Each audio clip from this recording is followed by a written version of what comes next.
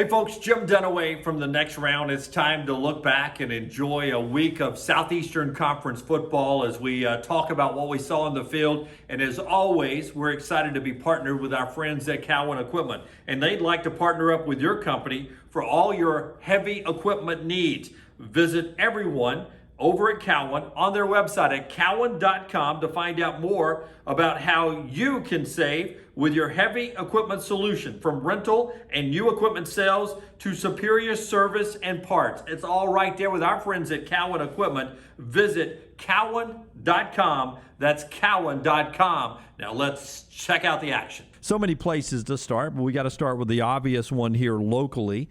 A guy who's usually on our show at 11 o'clock in about 2 hours won't be here today, but he's already had successful ankle surgery this morning. Bo Nix out for what looks to be the remainder, at least, of the regular season.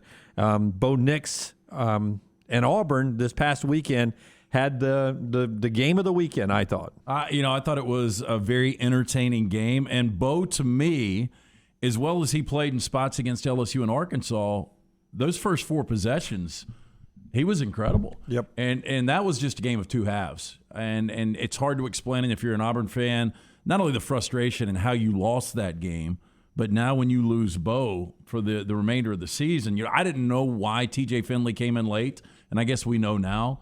Bo played on a broken ankle for two series. Yeah, it was obvious. They kept showing the replay after replay after replay, and then you could see him limping. I mean, it was an obvious limp, and I guess it just got to the point where he couldn't answer the bell. I mean, you respect the heck out of Bo Nix for doing what he led that scoring drive on a broken ankle.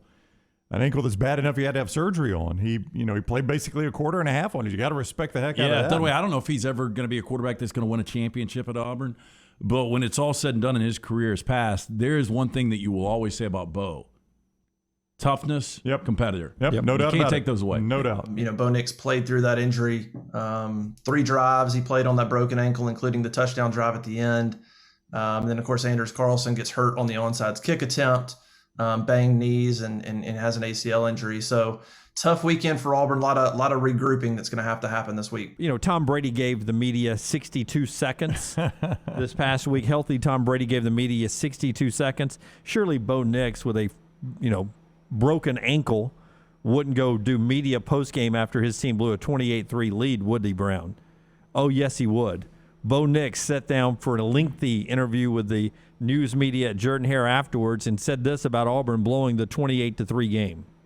I'm not quite sure what happened there. Felt like the entire stadium, just the life just kind of mellowed out, and the life of the stadium just kind of relaxed there for a minute, and it was hard to get some momentum back. And they did a great job of doing good on offense, defense, and special teams. They came back and made it a game, and we did do our part. We came out really hot, really on fire, moving the ball well, scored a lot of points, and then, that's just on us for, I guess, relaxing, and we just didn't have the same intensity that we needed.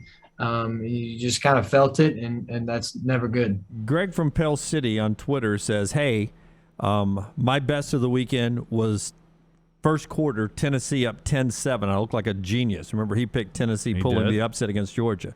His worst of the weekend is that the game didn't end after the first quarter. It did not.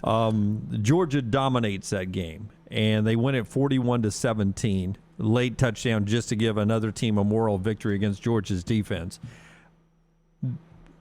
There were moments Tennessee looked good, but they couldn't put 3 good moments together in that game. Georgia, I leave that game feeling more and more comfortable about Stetson Bennett IV.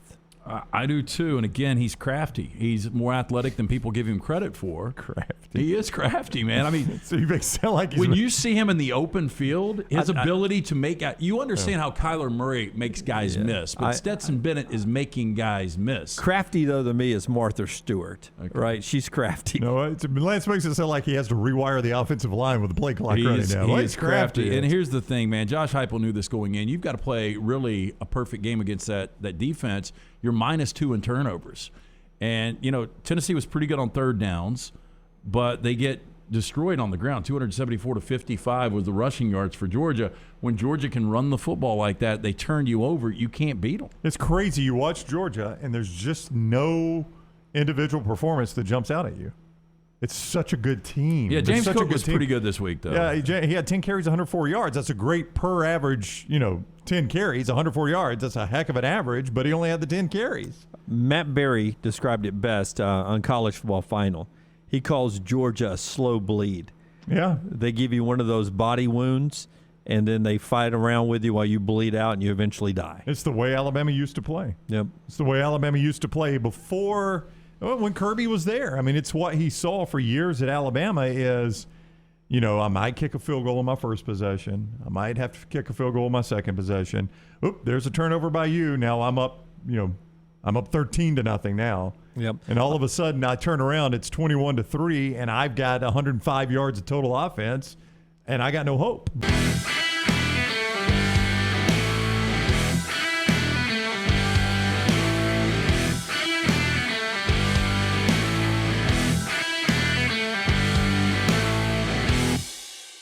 The Iron Bowl will go at 2:30, but before we get there, Alabama and Arkansas this week, and this is a chance for Alabama to clinch a spot in the SEC championship game with a win against Arkansas. Arkansas beat LSU 16-13 down in Baton Rouge.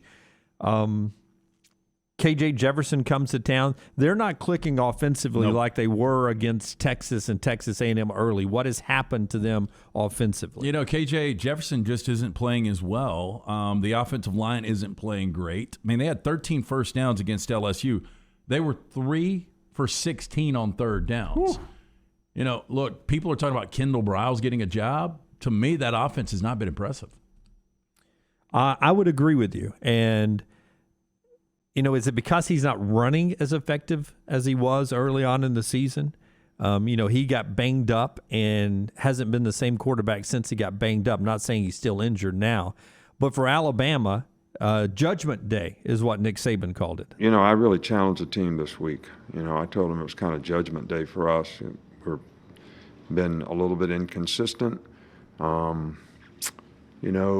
We don't look at the scoreboard. It shouldn't affect how we play. Opponent is faceless. It's all about how we play. And there's elements of being a team. Everybody's got to put the team first, buy into the principles and values of the organization, be positive and supportive of each other, and be responsible and accountable to do your job, and support other people and challenge them to do their job. And I thought that energy and enthusiasm and sense of urgency was really good out there today, and I think Bryce kind of led the charge on that. Yeah, Bryce had a really good day. But, Brown, you have lost to Texas A&M. You haven't looked your best at times throughout, but here you are. You're to the final 2 weeks of the regular season and an SEC championship game. You've got 3 games in front of you, and it's all still out there for you if you're Alabama. It's not the worst place in the world to be. It's not. I know getting here is not the way most Alabama fans dreamed of it happening. First of all, we're all going to have a judgment day. We could all only hope New Mexico State is our accuser on the day of judgment. That said, you hope it's only New Mexico State standing between you and the pearly gates. That's right. If I'm only having to beat New Mexico State to get there, I like my odds. Brown, I thought Roy Dell was going to have a big part of this offense, a big role in this offense as the competition like Georgia got tougher. When the defenses got tougher, I thought he was going to have a lot bigger role catching the ball out of the backfield. He's now done. He is, and I think if you're an Alabama fan, from now on, you hold your breath every time Brian Robinson touches the football. You lose him, you don't even have a running game. I don't know what they do. I mean, they've got a converted linebacker. They've got Trey Sanders, who's, he's still recovering. He's barely touched the ball this year. I mean, you got nothing at running back. And Lance, I guess they just heave it all over the field now. Yeah. I mean, I guess you just throw more, right? I guess you got to. And I was kind of shocked that B-Rob was still in that game, although you don't have anybody You don't else have anybody to run the play, football. yeah. But, when you got that game, it's in the pocket. It's already a win. And Robinson's still toting the rock. That was kind of scary. But, again, I don't know what else you do. Yeah, I mean, it's a lot of just throwing the ball around the yard already, the offense it is. But I think you'll get more of it now. But at least you still have Brian Robinson back there to pick up blitzes and occasionally run the football. And see, that's what scares me the most is if you lose B-Rob is that last line of defense protecting Bryce Young on blitzing and pass rush. How big of a deal will it be against Arkansas? We'll see. How big of a deal it'll be against Auburn? We'll see. It'll be a huge deal against Georgia. We had said for weeks that Auburn was the toughest game left on the schedule for Alabama with Bo Nix's injury. Even though it's at Jordan-Hare Stadium, I think Alabama's toughest game left in the regular season has flipped from Auburn now to this weekend against Arkansas. Well, it is amazing how much of a difference 48 hours can make. Before Saturday's games kicked off, everybody talked about how dangerous this Iron Bowl was, and now no Bo Nix, the way Auburn looked in the second half. Arkansas realistically should be 8-2. This is an 8-win team. They went for it on, the 2-point conversion against Ole Miss. But this is one of the bigger surprises in college football with that difficulty of a schedule and where Sam Pittman's got this team right now. Again, they play the full 60 minutes. I mean, they scratch and claw for Sam Pittman. I just don't think they're running the football at a high level right now. KJ Jefferson hasn't been as good as he was early in the season. I would be really surprised if Arkansas is able to win this game. Damn hoodlum. Surprised Dan Mullen wasn't fired at halftime. His team down 42-35 to Samford.